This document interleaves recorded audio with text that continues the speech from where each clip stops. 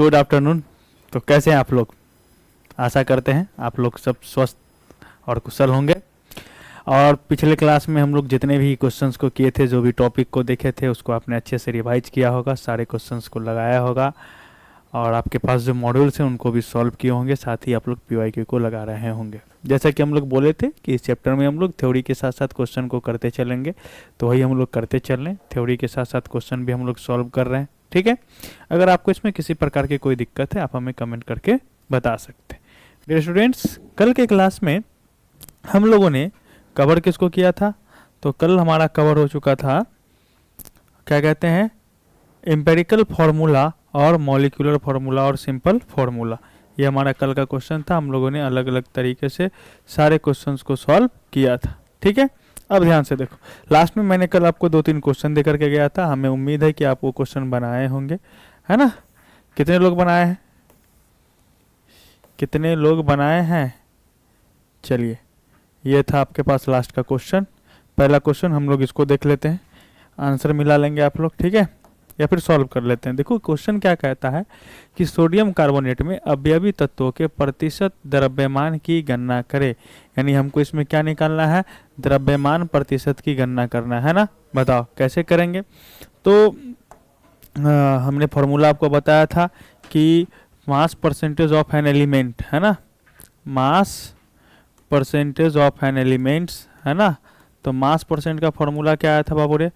Mass of an element, mass of an element, है ना, upon में क्या था बाबू रे? बताओ। Element in compound, in compound, यानी कि यौगिक में उस तत्व का मास कितना है, अब बट्टे में मॉलिक्यूलर मास, है ना, मॉलिक्यूलर मास यानी यौगिक का आणविक द्रव्यमान, और इनटू में 100, ठीक है। यही चीज था ना। चलिए आगे चलते हम लोग। तो हमें निकालना था, तो हम यहाँ पे देखते हैं कि बोल रहे हैं सोडियम कार्बोनेट है। बताओ, सोडियम कार्बोनेट के साथ डेकाहाइड्रेट भी लगा हुआ है, तो क्या लिखेंगे हम लोग? Na2CO3 10H2O, ठीक। बताओ अब हमको कि इसमें क्या क्या है? सोडियम है, कार्बन है, ऑक्सीजन है, हाइड्रोजन है ना। चलो फिर से, एक ऑक्सीजन है, तो वो तो ऑक्सीजन ये आपके वाटर वाला है, तो इसको हम लोग क्या करते हैं? साइड कर लेते हैं, ठीक। चलो, तो हमको किसका निकालना है? अवयवी तत्वों के प्रतिशत द्रव्यमान की गणना करना। तो बताओ परसेंटेज मास का फॉर्मूला बताओ। इसमें सोडियम का कितना हो जाएगा? तो सोडियम कितना है? 2, तो 2 सोडियम का कितना होगा बाबू रे? 46 अपॉन में कितना? बताओ टोटल इसका निकालो, कितना आ जाएगा मॉलिक्यूलर मास? 46 प्लस कार्बन का 12, ऑक्सीजन का 16 × 48, 20 हाइड्रोजन का 20 और 10 ऑक्सीजन का कितना हो जाएगा बाबू रे? 160, है ना। तो कितना हो जाएगा? 6 2 8 8 16 के 6 हाथ में 1, 4 1 5 4 9 2 11 6 17 1 18 का 286, तो अपॉन 286 इंटू में 100, है ना। कार्बन का निकालना होगा, कैसे निकालेंगे कार्बन का? बताओ। तो कार्बन कितना है यहाँ पे? एक ही है, कितना हो जाएगा? 12/286 इंटू 100, है ना। चलो ऑक्सीजन देखते हैं। ऑक्सीजन का कितना हो जाएगा बोलो? कितना है ऑक्सीजन? तो 3 यहाँ है और 10 यहाँ है, तो 10 और 3 13, है ना। ओह, और हम लोगों को करना पड़ेगा ना। एक मिनट, यहाँ पे 286 नहीं, कितना होगा? डेकाहाइड्रेट है ना, तो साथ में ये भी ऐड करना पड़ेगा ना। 46 12 48 20 नहीं, ठीक है, डन डन डन। जो हमारे पास पहले था ये, ठीक है।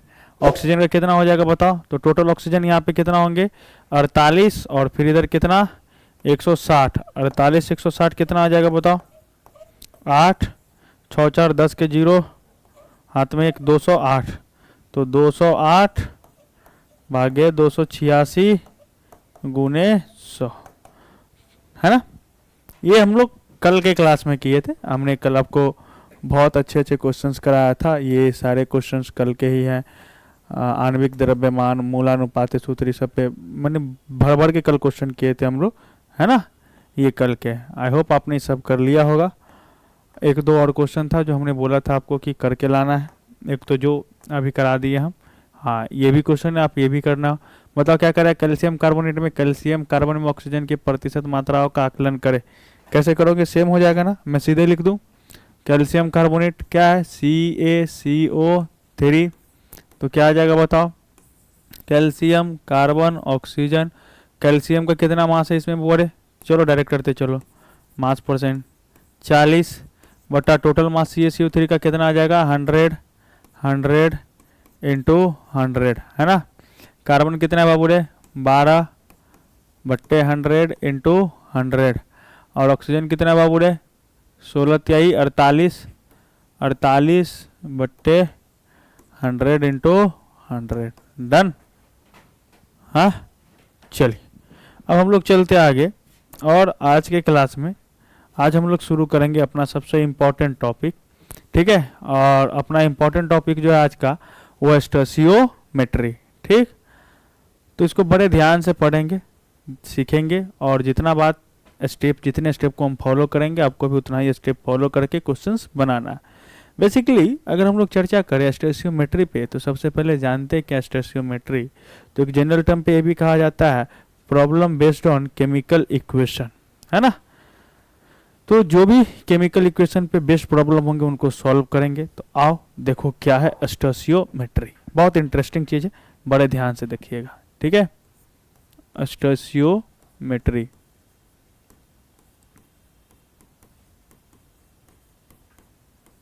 बाबूरे हिंदी में इसको हम लोग क्या कहते हैं, तो स्टोइचियोमेट्री के नाम से ही जानते हैं। कभी कभी इसको स्टोइचियोमेट्री भी पढ़ देते हैं, लेकिन इसको एक्चुअल में क्या पढ़ेंगे हम लोग, स्टोइचियोमेट्री पढ़ते हैं। अभी बताता क्या है, ध्यान से। ये किसी भी रासायनिक अभिक्रिया में अभिकारक एवं प्रतिफलों के बीच के संबंध को बताता है। अभिकारक एवं प्रतिफलों के बीच के संबंध का मतलब है कि जैसे A और B मिलकर के C का निर्माण कर रहा है, तो A B के कितना ग्राम के साथ अभिक्रिया करके C का कितना ग्राम दे रहा है, A B के कितना मोल के साथ अभिक्रिया करके C का कितना मोल दे रहा है, या A को विघटन किए तो कितना हमको सब्सटेंस मिला, B और C मिला, है ना। तो कितना मोल विघटन किया जाए तो कितना मोल B और C मिलेगा, है ना। यानी इस प्रकार के जो रिलेशन आप देखेंगे किसके रिलेट करता है, हमारा स्टोइचियोमेट्री से। तो मैं अगर आपके सामने में एक इक्वेशन लिखूं, बड़ा बेसिक सा इक्वेशन लिखो, मैं इक्वेशन लिखता हूं जैसे कि N2 है प्लस में 3H2 है, और ये क्या बना रहे हैं, ये बना रहे हैं 2NH3। चलो मैं यहाँ पे ना स्टेट भी दे देता हूँ ताकि ठीक रहे, ठीक। तो मैं क्या कर रहा हूँ, N2 है प्लस में क्या है बाबू रे, H2 है, और ये बना क्या रहे हैं, 2NH3, है ना। तो ये भी क्या है, आपके गैस है। डन। तो देखो ध्यान से समझना मेरी बात को, हम इसको कैसे रिलेट कर सकते हैं। चलो सबसे पहले बैलेंस कर लेते हैं। बताओ बैलेंस करेंगे तो यहाँ पे कितना लगाना पड़ेगा, 3 लगाना पड़ेगा। तो हम लोग जानते हैं कि किसी भी अणु के आगे का जो नंबर होता है उसको हम लोग क्या कहते हैं, स्टोइचियोमेट्रिक कोएफिशिएंट कहते हैं। और वो किसको रिप्रेजेंट करता है, उसके मोल को रिप्रेजेंट कर सकता है, उसके मास को रिप्रेजेंट कर सकता है, उसके वॉल्यूम को रिप्रेजेंट कर सकता है, इस तरीके से, ठीक है। तो जैसे यानी कहने का मतलब ये है कि मैं सिर्फ N2 लिखूँ तो आप इसको क्या कहोगे, या तो कहोगे 1 मॉलिक्यूल ऑफ नाइट्रोजन, यही कहोगे ना, 1 मॉलिक्यूल ऑफ नाइट्रोजन, ये नाइट्रोजन के एक अणु है। नहीं तो क्या कहोगे, 1 मोल N2, कितना मोल N2 है, 1 मोल N2 है। मैं अगर यहीं पे लिखूँ कि 2 मोल N2 तो क्या कहोगे, 2 मॉलिक्यूल ऑफ नाइट्रोजन, या क्या कहोगे, 2 मोल ऑफ N2 कहोगे, है ना। तो यहाँ पर हम इसको क्या कहेंगे कि ये 1 मोल N2 है, कितने मोल के साथ रिएक्शन कर रहा है, 3 मोल H2 के साथ रिएक्शन कर रहा है। तो कितना मोल अमोनिया का फॉर्मेशन हो रहा है, 2 मोल अमोनिया का फॉर्मेशन हो रहा है। तो ये जो लगा हुआ था कि इसके आगे जो भी होंगे, ये सब को हम लोग क्या कहते हैं, ये सब होता है बाबू स्टोइचियोमेट्रिक कोएफिशिएंट। क्या कहते हैं इसको हम लोग, स्टोइचियोमेट्रिक कोएफिशिएंट के नाम से जानते हैं, ठीक है, इसको हम लोग स्टोइचियोमेट्री कोफिशिएंट कहते हैं। ठीक, जो किसको बताता है, मोल को वॉल्यूम को, है ना, मोल को वॉल्यूम को प्रेशर को, है ना, मोल आयतन दाब, इन सभी चीज़ों को रिप्रेजेंट करता है। ठीक है, अब देखो, तो मैं यहाँ पे ये बोला कि वो 1 मोल N2 3 मोल H2 के साथ अभिक्रिया करके कितना मोल बना रहे हैं, 2 मोल NH3 का निर्माण कर रहे हैं। तो ये एक रिलेशन को बतला रहा है। तो अगर हम यहाँ से बोले आपसे कि बतलाओ कि 1 मोल के बदले में हमारे पास क्या आ जाए कि 20 मोल N2 आ जाए, कितना मोल आ जाए, 20 मोल N2। तो 20 मोल N2 कितने मोल हाइड्रोजन के साथ अभिक्रिया करके कितने मोल अमोनिया का निर्माण करेगा। तो 1 मोल के लिए कितना होता है, 3 मोल की रिक्वायरमेंट होती है हाइड्रोजन। तो 20 मोल N2 के लिए कितना मोल हाइड्रोजन की रिक्वायरमेंट होगी, 3 गुने 20 मोल हाइड्रोजन की रिक्वायरमेंट, है ना, बोलो यस और नो। तो एक बात बताओ कि 1 मोल से 2 मोल अमोनिया बनता था, तो 20 मोल से कितना बनेगा, तो 2 गुने 20 मोल अमोनिया बनेगा। क्या आप इस बात से सहमत है, क्या आप इस बात से सहमत है, आप इसको रिलेट कर पा रहे हैं जो मैं समझा पा रहा हूँ यहाँ पे, बताओ। इसी तरीके से मैं अगर यहाँ पे ये भी बोलूँ कि चलो ये तो हुआ कि मोल से रिलेशन, इसको हम लोग क्या कह देते हैं, मोल मोल रिलेशन, कि हम लोग मोल मोल रिलेशन देख रहे हैं ना, मोल मोल रिलेशन, मोल मोल रिलेशन। हम चाहे तो इसी रिलेशन को किसके थ्रू देखेंगे, तो किसके थ्रू, तो हम लोग देखते चलते हैं इस रिलेशन को।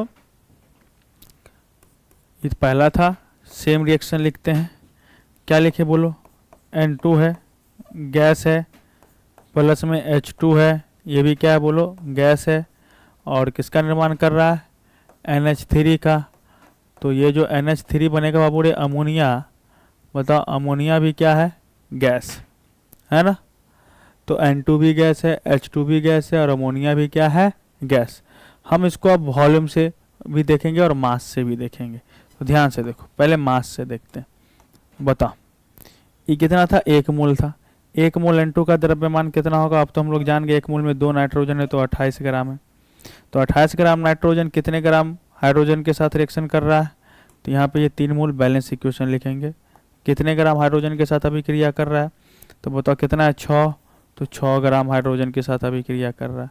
तो कितने ग्राम अमोनिया बना रहा है, तो देखो 1 मोल अमोनिया का कितना होता है, 17, तो 2 का कितना होगा, 34 ग्राम अमोनिया बना रहा है।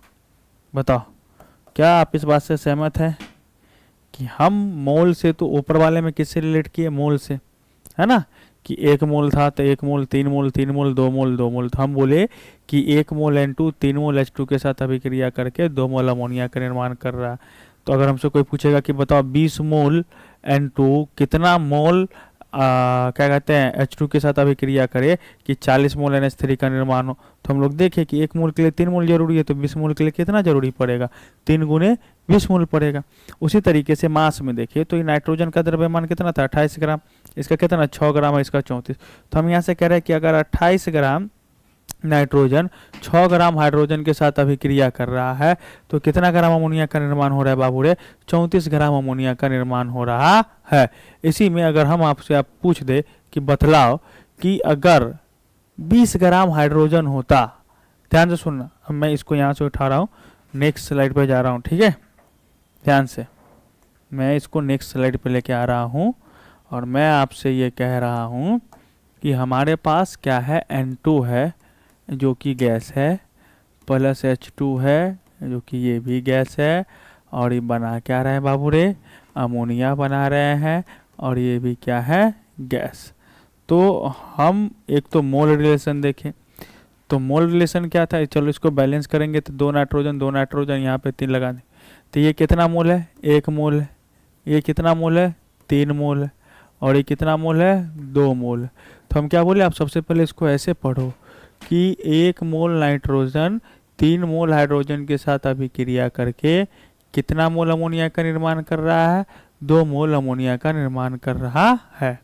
अब मास में चलते, बताओ 1 मोल N2 का मास कितना होगा? 28 ग्राम। तो 28 ग्राम N2 कितने के साथ अभिक्रिया कर रहा है? तो 3 मोल में कितना हाइड्रोजन है? 6 ग्राम हाइड्रोजन के साथ अभिक्रिया कर रहा है ना। बोलो। तो अब मैं आपसे पूछूं कि बताओ तो कितना अमोनिया बन रहा है?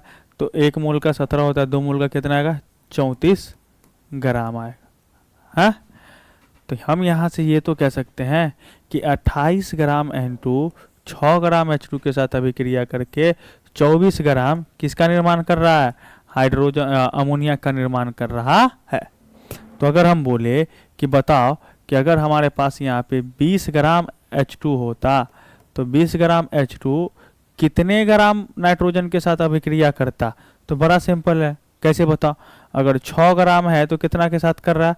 28 ग्राम के साथ कर रहा है। तो इसका 1 ग्राम कितने के साथ करेगा? ध्यान से सुनो, 6 ग्राम 28 ग्राम N2 के साथ कर रहा है, तो 1 ग्राम हाइड्रोजन कितने के साथ करेगा? बोलो तो 28/6 के साथ करेगा, 6 ग्राम N2 के साथ। तो 20 ग्राम H2 कितने के साथ करेगा? तो गुना में क्या हो जाएगा? 20। बताओ क्या आप इस रिलेशन को समझ पा रहे हैं? हमने जो आपको रिलेशन बताई समझ पा रहे हैं? सेम अगर मैं आपसे बोलूँ कि बताओ कि 28 ग्राम नाइट्रोजन 6 ग्राम हाइड्रोजन के साथ अभिक्रिया करके 34 ग्राम अमोनिया बना रही है, तो 6 ग्राम हाइड्रोजन, ध्यान से, अगर क्या कहते हैं 20 ग्राम हाइड्रोजन कितने ग्राम किसके साथ? अमोनिया के साथ अभिक्रिया करेगी कि 34 ग्राम किसका निर्माण होगा? ध्यान से सुनिए, 20 ग्राम हाइड्रोजन कितने ग्राम नाइट्रोजन के साथ अभिक्रिया करेगा कि 34 ग्राम किसका निर्माण होगा बाबूरे? अमोनिया का निर्माण होगा। तो कैसे करेंगे? तो सिंपल एक बात बताओ, 6 ग्राम से कितना ग्राम बन रहा था? 34 ग्राम। तो 1 ग्राम से कितना बनेगा? बोलो 34/6 ग्राम, है ना। तो बताओ 20 ग्राम से कितना बनेगा? तो 34/6 गुना 20 ग्राम, इतना अमोनिया का निर्माण करेगा। है, बतलाइए क्या आप इस बात को समझ पा रहे हैं? अब बड़ा छोटी सी चीज़ है लेकिन हम लोगों को ये चीज़ समझना चाहिए, है ना। बताओ क्या आपको मेरी ये बातें समझ में आ रही है जो मैं समझाना चाह रहा हूँ आपको? तो अब मैं इसको यहाँ से इस रिएक्शन को रीड करने के लिए लैंग्वेज में लिख रहा हूँ। सबसे पहले कि बैलेंस देख लेंगे कि बैलेंस है नहीं, उसके बाद हम लोग यहाँ पे क्या लिखेंगे कि मोल के टर्म में ये लिख रहे हैं हम लोग कि कोई भी रिएक्शन हो उसके लिए। तो हम यहाँ पे बोले कि 1 मोल क्या है? N2 है, कितने के साथ अभिक्रिया कर रही है? 3 मोल H2 के साथ, 3 मोल H2 के साथ अभिक्रिया करके क्या बना रही है बाबूरे? बोलो, अभिक्रिया करके कितना का निर्माण कर रही है? बोलो 2 मोल अमोनिया का निर्माण करती है।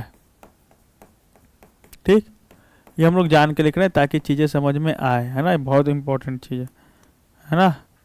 निर्माण करती है, ठीक है। फिर हम लोग मास में देखें, बताओ मास के टर्म में क्या लिखें? मास के टर्म में क्या लिखे बताओ? कि 28 ग्राम N2 जो है ये कितना ग्राम के साथ? 6 ग्राम H2 के साथ अभिक्रिया करके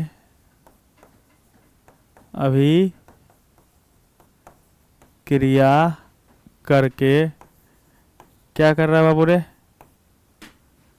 कितने का? 34 ग्राम अमोनिया का निर्माण करती है। बताओ क्या आप इस बात को समझे? क्या आपको मेरी ये बातें समझ में आई? चलिए डन, आगे चले। चलो अब मैं आपको एक एग्जांपल देता हूँ और आप हमको इसमें बताएंगे कि क्या कह रहा है, ठीक है। चलो तो हमारे पास है कि हम एक एग्जांपल लिख रहे हैं CaCO3, ध्यान से, CaCO3 प्लस H2SO4 बोला कि ये प्रोडक्ट बना रहा है आपको CaSO4 plus H2O plus CO2। ठीक है, तो अब इस रिएक्शन से हम लोग क्या क्या समझेंगे, क्या क्या डेटा निकाल सकते हैं, आइए देखते हैं। जो डेटा होगा उसको लिखेंगे अच्छे तरीके से। तो बताओ हम लोग क्या कहेंगे। पहले देख लो, बैलेंस है, कैल्शियम एक है, कैल्शियम क्या है एक। अब ऑक्सीजन, कार्बन एक है, कार्बन भी कितना है एक। ऑक्सीजन इधर कितना है 4 3 7, इधर कितना है 4 2 6 1 7। हाइड्रोजन तो हाइड्रोजन, बैलेंस। तो बताओ इस सब का, इसका स्टोसियोमेट्रिक कोफिशिएंट कितना है, कुछ नहीं लगा हुआ है तो एक। इसका भी स्टोसियोमेट्रिक कोफिशिएंट कितना है एक। इसका भी स्टोसियोमेट्रिक कोफिशिएंट कितना है एक। इन सब का स्टोसियोमेट्रिक कोफिशिएंट कितना है बाबू रे, एक एक। ठीक, तो चलो बताओ ये कितना मोल है, एक मोल है। ये भी कितना मोल है, एक मोल है। तो बनाया कितना प्रोडक्ट, ये जो बना ये भी कितना बना, एक मोल। ये भी कितना बना, एक मोल। और ये भी कितना बना, एक। यानी कि हम यहाँ से ये देख के कह सकते हैं कि एक मोल CaCO3 एक मोल H2SO4 के साथ अभिक्रिया करके एक मोल CaSO4 एक मोल H2O और एक मोल CO2 का निर्माण करती है। बताओ कह सकते हैं ना। तो चलो हम मास के टर्म में आते हैं। बताओ CaCO3 का मास कितना होता है, मोलर मास 100 ग्राम। जिनको नहीं पता है निकाल लो। इसका कितना होता है 98 ग्राम, है ना। बताओ कैल्शियम सल्फेट का मास कितना होगा। तो देखो कैल्शियम का 40, सल्फर का 32, ऑक्सीजन का 16 चौके 64। तो ये 4 6 3 9 4 13 134, है ना। तो ये 134 ग्राम हो गया, है ना। वाटर का तो पता ही है 18 ग्राम। और कार्बन डाइऑक्साइड का कितना आ जाएगा 44 ग्राम। हाँ, तो चलो देखो ध्यान से कि अगर यहाँ पे देखे, बताओ मास के टर्म में हम लोग इस रिएक्शन को क्या पढ़ेंगे कि 100 ग्राम CaCO3 98 ग्राम H2SO4 के साथ अभिक्रिया करती है तो 134 ग्राम कैल्शियम सल्फेट, 18 ग्राम जल एवं 44 ग्राम CO2 कार्बन डाइऑक्साइड गैस का उत्पादन करती है। बतलाइए क्या आपको ये बातें समझ में आ रही हैं। हाँ जल्दी बताओ। अरे बड़ा सिंपल सी चीज़ है, लेकिन ये बातों हम लोगों को समझ में आनी भी चाहिए। आ रही है ना। चलिए वेरी गुड, अब आगे चलते हैं। तो हम लोग कौन कौन सा रिलेशन देखे, मोल मोल रिलेशन देखे और मास रिलेशन भी देख लिए। ठीक है, अब यहाँ से हम आपको क्या कह रहे थे, ध्यान से सुनो कि अगर हम यहाँ से ये बोले कि बताओ कि 100 ग्राम CaCO3 है तो इससे 134 ग्राम मिल रहा है CaSO4, तो अगर हमारे पास 50 ग्राम CaCO3 होता तो कितना मिलता। तो बताओ सिंपल है ना, 100 ग्राम से 134 ग्राम, तो 1 ग्राम से कितना मिलता है 134 बट्टे 100 ग्राम। तो 50 ग्राम से कितना मिलेगा 134 बट्टे 100 गुने में 50 ग्राम, है ना। थोड़ा ओरली सॉल्व किया करो। ठीक है, आइए अब हम लोग देखते हैं एक गैसियस सब्सटेंस के लिए जो बहुत इंपॉर्टेंट है। ठीक है, चलो क्या देखते हैं, फॉर गैसियस सब्सटेंस। ठीक, तो इसको रहने देते हैं, क्वेश्चन बनाएंगे तो यूज करेंगे। क्या देखो फॉर गैसियस, तो देखो गैसियस सब्सटेंस के लिए क्या है, फॉर गैसियस। तो बताओ अगर कोई गैसियस सब्सटेंस मिला तो गैसियस सब्सटेंस के लिए क्या होगा पता है बाबू रे। ध्यान से सुनो, हम लोग क्या यूज करते हैं याद है, हमने आपको बोला था कि ये बहुत इंपॉर्टेंट है, इसको याद रखना। आइडियल गैस इक्वेशन, कुछ दिन पहले भी इसका यूज किए थे ना। आदर्श गैस समीकरण का क्या आया था, आदर्श गैस समीकरण बताइए तो, PV इक्वल टू nRT आया था ना। और हम लोग क्या पढ़े थे, गेलुसेक लॉ पढ़े थे। क्या पढ़े थे गेलुसेक लॉ कि at same temperature and pressure, same temperature and pressure, समान ताप एवं दाब पर क्या होता था बताओ। तो सेम टेम्परेचर का मतलब टेम्परेचर और प्रेशर कांस्टेंट है। तो हम ये बोले कि P हमारे पास क्या था याद है, प्रेशर ऑफ गैस।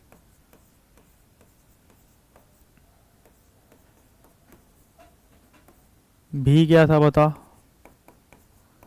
वॉल्यूम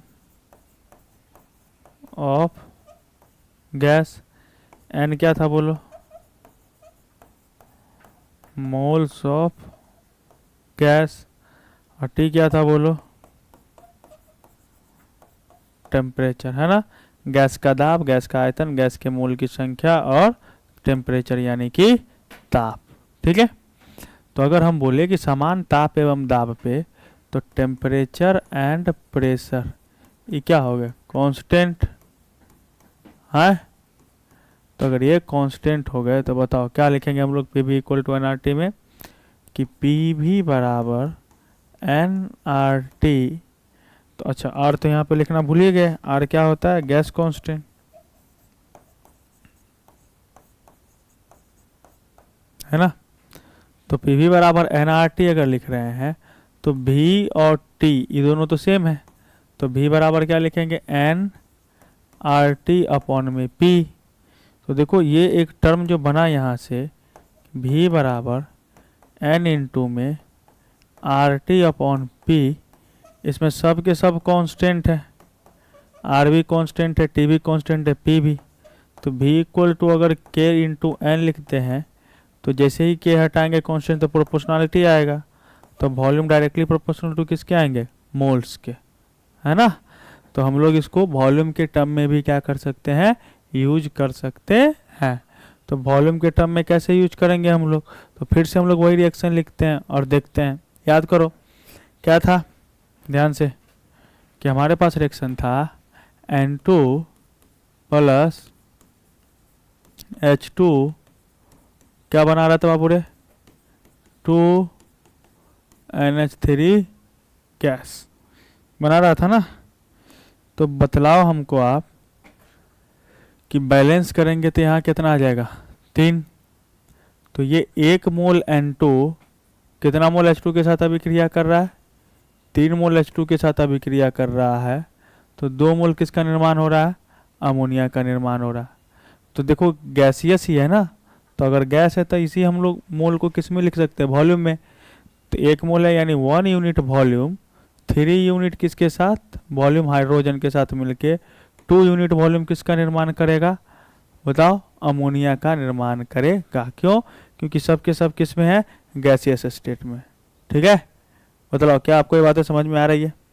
तो मैं अगर ये बोलूँ कि बताओ कि 150 ml क्या है, H2 है, तो इससे इसके लिए कितने N2 की रिक्वायरमेंट होगी, तो बताओ 3 यूनिट वॉल्यूम के लिए यानी 1 यूनिट वॉल्यूम की रिक्वायरमेंट होती है।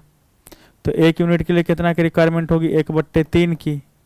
तो 150 के लिए कितना होगा, गुने में 150, यानी इतना नाइट्रोजन रिएक्शन करेगा 150 ml H2 से। तो फिर कितना ml NH3 बनेगा, तो बताओ 3 यूनिट से क्या बनता था, 2 unit.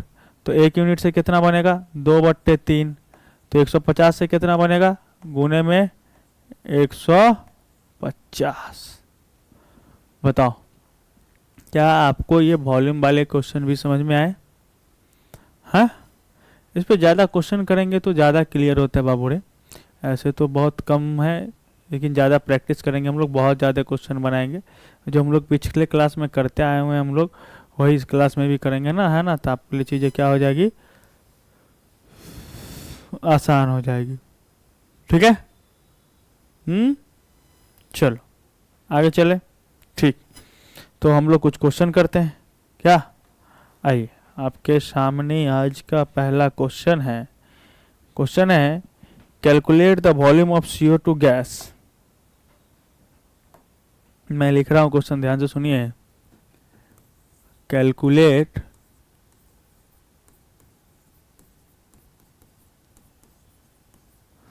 The volume of CO2 gas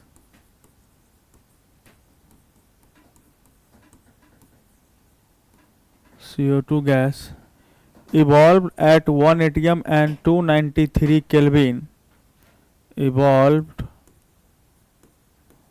at 2 atm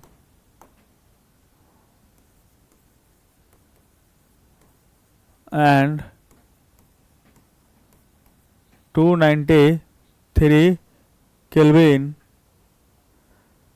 on heating, 273 है, 273 kelvin on heating 16.8 gram MgCO3, MgCO3, ये क्वेश्चन है। क्या क्वेश्चन की calculate the volume of CO2 gas evolved at 2 atm and 273 kelvin on heating 16.8, 2 नहीं, इसको 1 atm किया जाए, 1 atm and 273 kelvin temperature on heating 16.8 gram MgCO3। कैसे बनाएंगे, हिंदी में लिख लेते क्वेश्चन। क्वेश्चन कह रहा है कि 16.8 ग्राम MgCO3 को क्या किया जा रहा है, गर्म करने पर 1 atm दाब और 273 केल्विन ताप पर CO2 गैस के कितने आयतन की प्राप्ति होगी, ये है ना, है। चलो बनाते हैं। पहले मैं क्वेश्चन फिर से लिख देता हूँ। कह रहा है कि 16.8 ग्राम MgCO3 को गर्म करने पर, है ना, तो आप यहाँ पे भी कह सकते हो कि 1 atm दाब, क्वेश्चन को पूरा यूं लिख दिया जाए, ज़्यादा ठीक रहेगी, कि 1 atm और 273 केल्विन पर 16.8 ग्राम MgCO3 को गर्म करने पर क्या करा, इवॉल्व, है ना, CO2 गैस के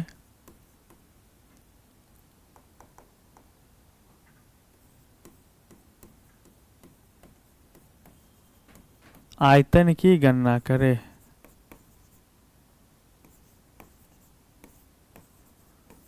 आयतन की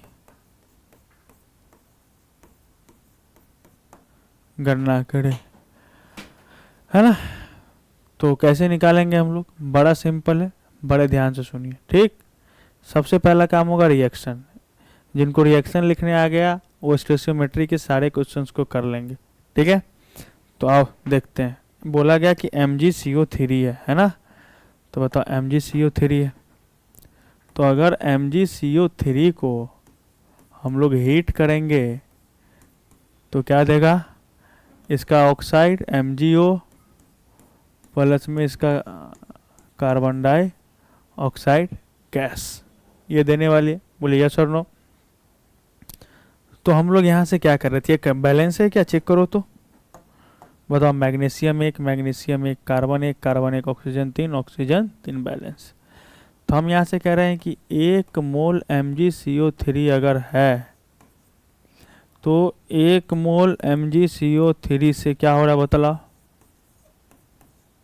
है 1 मोल MgO बन रहा है,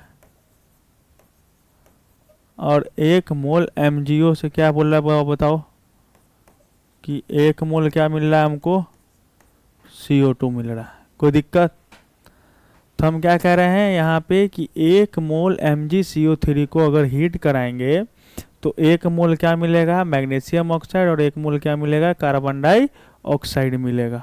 डन। तो बताओ कि अगर हम 16.8 ग्राम को कराएंगे तो कितना मिलेगा, है ना। तो चलो हम लोग पहले मोल निकालते हैं। बताओ द्रव्यमान पता है, मोल निकालना है, कैसे निकालोगे। 16.8 ग्राम क्या पूछ रहा है, MgCO3 पूछ रहा है ना। तो द्रव्यमान पता है और क्या निकालना है हमको, बोलो मोल।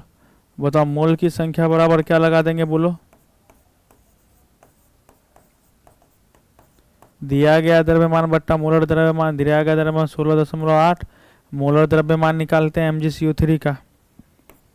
तो बतलाओ MgCO3 में मैग्नीशियम का कितना है, बोलो 40, नहीं मैग्नीशियम का 12 दूनी 24, कार्बन का कितना होगा 12, और ऑक्सीजन का कितना आ जाएगा पूरे 16 तिहाई 48, तो 48 और 12 60, 60 और 24 कितना आ गया, 60 24 आ गया अपने पास 84, यानी कि 84। तो 84 ग्राम पर मोल है ना, 84 ग्राम पर मोल, एक मोल के लिए होता है ना। बताओ ग्राम से ग्राम गया, कितना आ गया 0.2 मोल।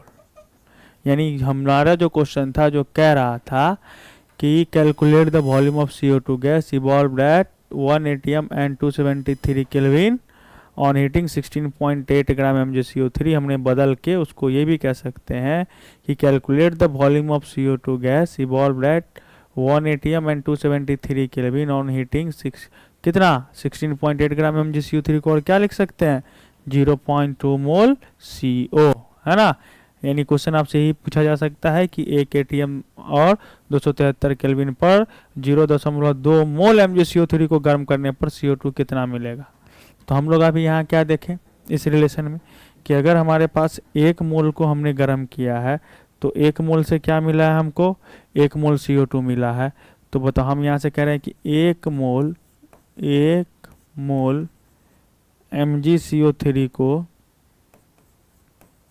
mgCO3 को गर्म करने पर,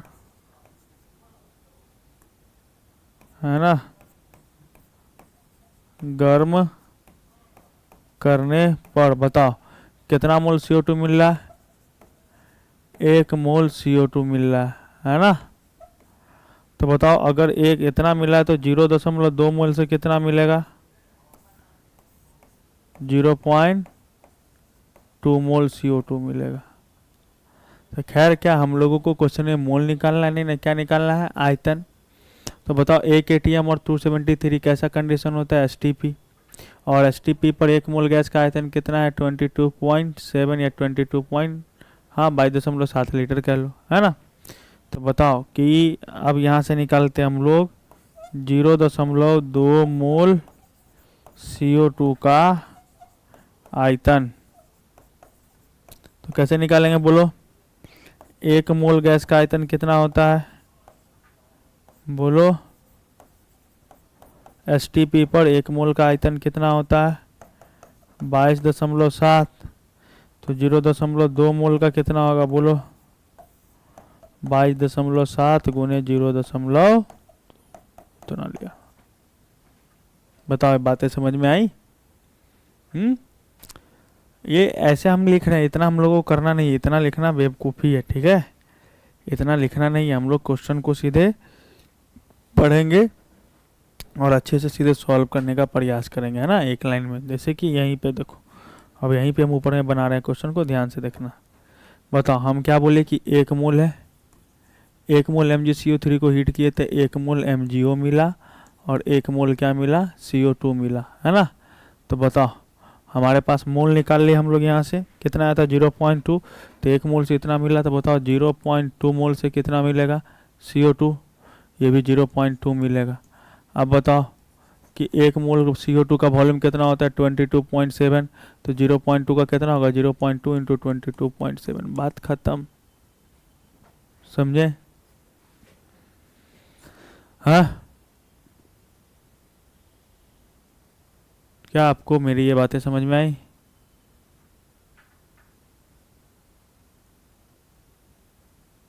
चलिए आगे चलते हैं, ठीक है। नेक्स्ट क्वेश्चन इसी पे करते हैं क्वेश्चन अगला। तो एक क्वेश्चन लेते हैं अच्छा सा, ध्यान से, ये क्वेश्चन आप लोग को बनाना क्वेश्चन है 12 gram of alkaline earth metal. ध्यान से देखिए क्वेश्चन क्या है, क्वेश्चन है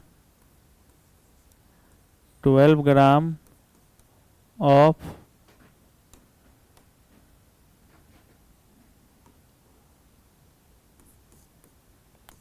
अल्कलाइन अर्थ मेटल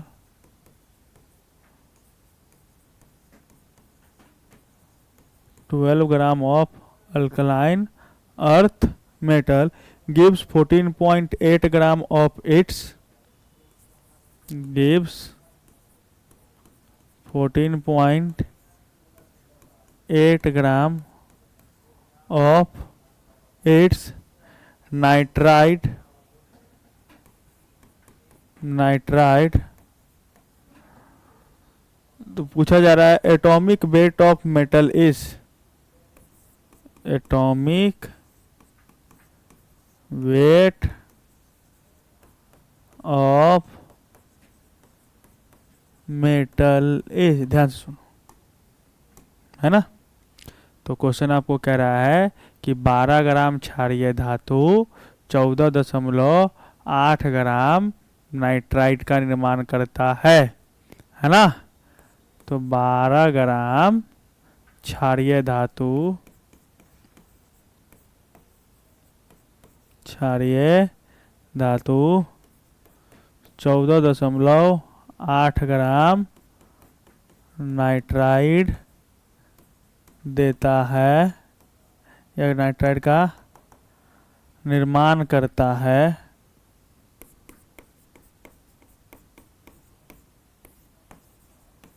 नाइट्राइड का निर्माण करता है तो धातु के परमाणु भार की, परमाणु भार की गणना करे। ये क्वेश्चन रहा, ठीक है। बताओ कैसे बनाओगे। तो कह रहा है 12 gram of alkali earth metal. सबसे पहले बताओ अल्कली अर्थ मेटल किसको कहते हैं। अल्कली अर्थ मेटल किसको कहते हैं, क्षारीय मृदा धातु। ये मृदा लगा देना है ना। अल्कली अर्थ मेटल क्या होता है, अल्कली अर्थ मेटल क्या होता है, क्षारीय मृदा धातु किसको कहते हैं हम लोग। तो क्या पढ़े थे हम लोग, याद है। पीरियोडिक टेबल में ग्रुप नंबर 2 वर्ग संख्या 2 को क्या कहते हैं, क्षारीय मृदा धातु समूह। तो वर्ग संख्या 2 क्या थे, यही ना, बेटा मांगे कार स्कूटर बाप राजी। इसका संयोजी इलेक्ट्रॉन कितना था, इसका संयोजी इलेक्ट्रॉन 2 होता है, ठीक है। तो इसी के कोई मेटल्स होंगे, है ना। तो ये मेटल है, ये नाइट्रोजन के साथ किए होंगे तो एन पे ट्रिपल माइनस, तो इसकी वैलेंसी 2 और इसकी 3, तो ये क्या बनाएंगे बताओ, M3N2। ये बना आपका नाइट्राइट, डन। तो यही बोला। तो बताओ कि अगर हम लोग देखें तो इसको कैसे सॉल्व करेंगे। आओ अब हम इसको क्या काम, ये तो हो गया होगा ना। देखो बनाते हैं, कैसे बनाएंगे, बैलेंस करते हैं। तो यानी हम यहाँ पे देखें कि मेटल था, किसके साथ रिएक्शन किया, तो ये N2 के फॉर्म में रहता है जनरली, ठीक है। N2 के साथ रिएक्शन करता है तो क्या बनाता है, M3N2। बैलेंस करेंगे तो यहाँ पे 3 लगेगा। चलो जल्दी जल्दी बोलो। अब क्या समझेंगे कि अगर 3 मोल ये मेटल होता तो 1 मोल N2 के साथ अभिक्रिया करके क्या देता हमको, 1 मोल क्या देता, M3N2 देता, है ना। ये वाली बात है। तो हमारे पास कितना है, तो कह रहा 12 ग्राम है। तो 12 ग्राम है तो मोल निकालते हैं। तो बोलो मोल बराबर क्या होगा, गिवन मास अपन मोलर मास। तो गिवन मास 12 और इसका मोलर मास हम लोगों को नहीं पता है, तो क्या मान लेंगे बताओ, कितना हो जाएगा, 12 बट्टे में कितना, मोलर मास क्या मान लेते हैं, M, है ना। तो मोल, तो 3 मोल से हमको कितना मिल रहा है, 1 मोल M3N2 मिल रहा है। तो बताइए कि 12 बट्टे M मोल से कितना मोल M3N2 मिलेगा बताओ। तो पहले क्या निकालना पड़ेगा, 1 मोल से। मैं इसको मिटा दूं ना, इसको मिटा रहा हूं। अब यहाँ देखो सॉल्व कर रहा हूं, ठीक है। हमको निकालना है कि कितना मिलेगा। तो बताओ कैसे सॉल्व करोगे, तो आप यहाँ पे लिखोगे ना,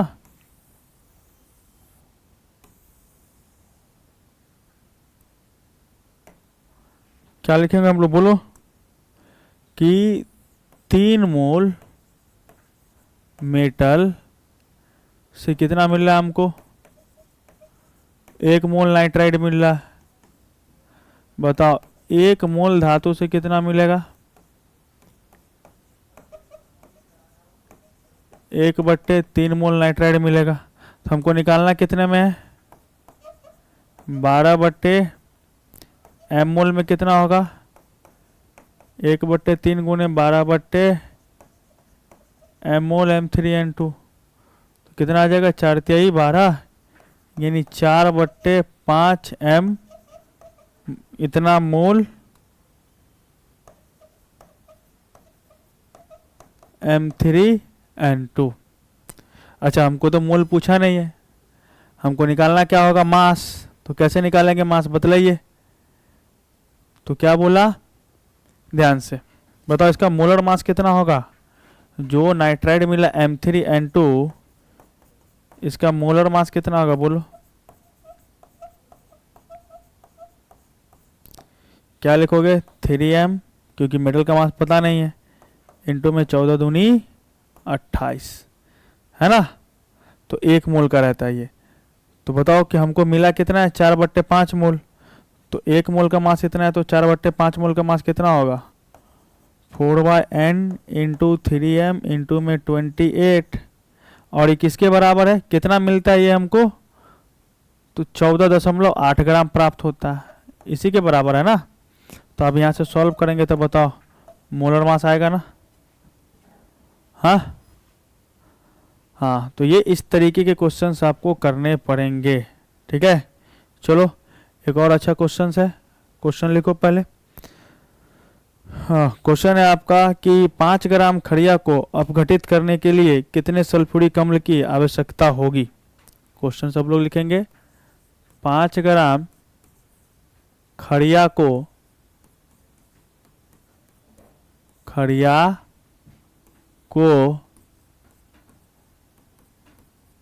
अपघटित करने के लिए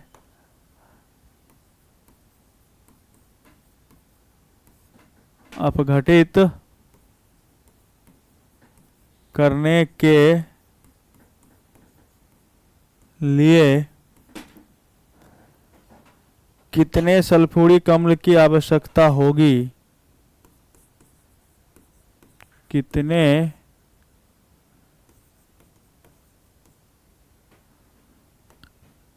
सल्फ्यूरिक अम्ल की आवश्यकता होगी।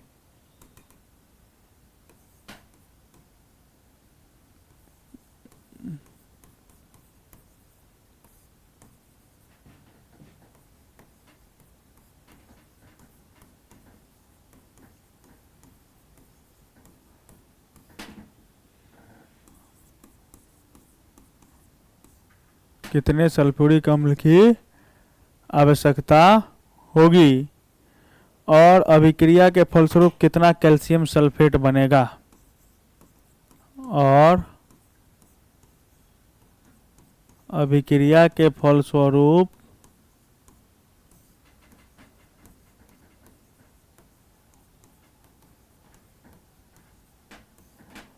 कितना कैल्शियम सल्फेट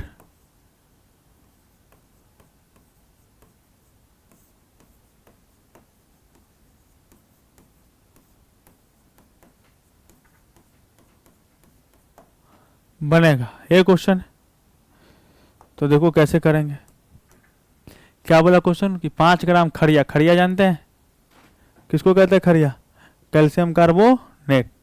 तो बोला कि CaCO3 है, इसको क्या कराना है, अपघटित कराने के लिए कितने सल्फ्यूरिक अम्ल की आवश्यकता होनी है, H2SO4 के साथ करेगा। बताओ ये क्या बनाएगा, तो ये रिएक्शन आपको आनी चाहिए, क्या बना देगा, कैल्शियम सल्फेट CaSO4 प्लस में H2O प्लस में CO2, कुछ देर पहले ही देखे थे हम लोग, है ना।